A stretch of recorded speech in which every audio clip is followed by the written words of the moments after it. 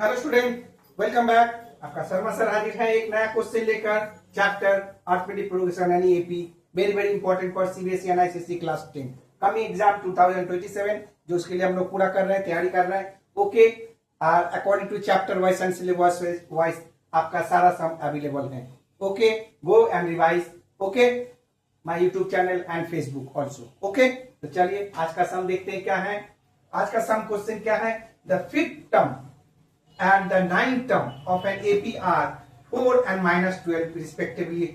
Okay, यानी fourth term and fifth term and ninth term आपका दिया गया है, तो उस बेस पर आपको निकालना है the first term, the common difference and sum of 16 terms of the AP. Okay, तो चलिए वन बाय वन करके निकालते हैं। तो सबसे पहले बोला fifth term. Fifth term means क्या होगा? T5 equal to how much? 4। और नाइन्थ टर्म बोला है यानी T9 इक्वल टू कितना बोला है? -12। तो इस कंडीशन में हमको मेरे पास क्या मिल रहा है? T5 मीन्स क्या होता है? A plus 4D equal to 4। और यहां पर क्या होगा? A plus 8D equal to -12। ठीक है, तो यहां कंडीशन क्या होगा? A equal to 4 minus 4D। ठीक है, अब A का यहां सब्स्टिट्यूट कर देते हैं जो वैल्यू यहां पर है। ठीक है ना, तो क्या होगा? A का value 4 minus 4D plus 8D equal to -12। Okay, तो 4 माइनस 4D प्लस 8D तो कितना होगा? Plus 4D। ओके, -12 तो क्या होगा? 4D equal to -12। और 4 इधर चला जाएगा, माइनस हो जाएगा।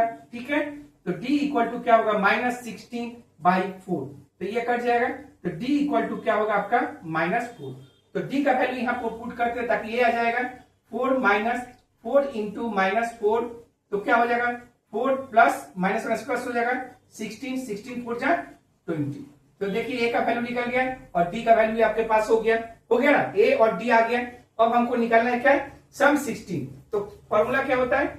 Sn equal to n/2 bracket में 2A प्लस n-1D। ओके, तो कितना बड़ा? 16 टर्म्स A 16 यानी 16/2 ब्रैकेट में 2 इंटू A का वैल्यू क्या है?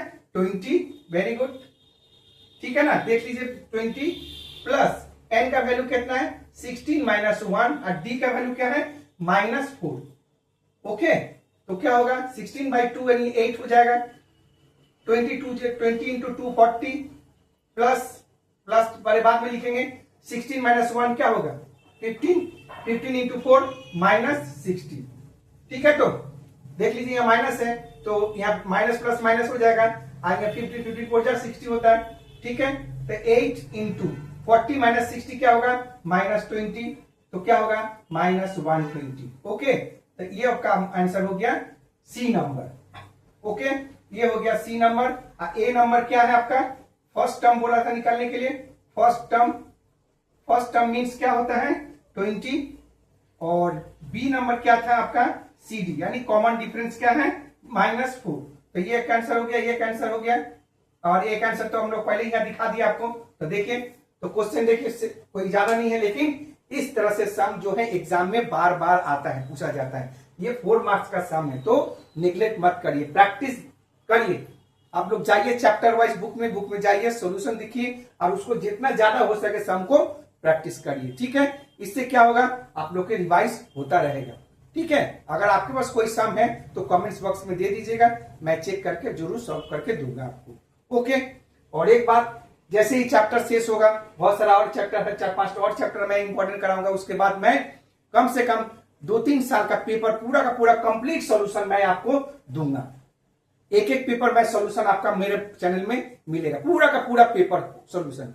ओके, एकदम ऑब्जेक्टिव से लेके पूरा का पूरा जैसे बेस क्वेश्चन होता है एग्जाम में, उसी तरह से मैं एक तो 4-5 पेपर सॉल्व करके मैं दूंगा। ठीक है, आप लोग फॉलो करते रहिए और मुझे सब्सक्राइब करना ना भूलिए। और फेसबुक में जाइए, वहां भी लाइक करिए, सब जगह जहां पर आपके पास आपका है करिए। अपने फ्रेंड्स को बताइए, स्टूडेंट्स को बताइए, सबको बताइए ताकि आपका हो सके। एक बात इंपॉर्टेंट, मैं जो भी सम करा रहा हूं चैप्टर वाइज आपके सिलेबस के हिसाब से मैं सम कर रहा हूं, कई बार से नहीं करा रहा हूं।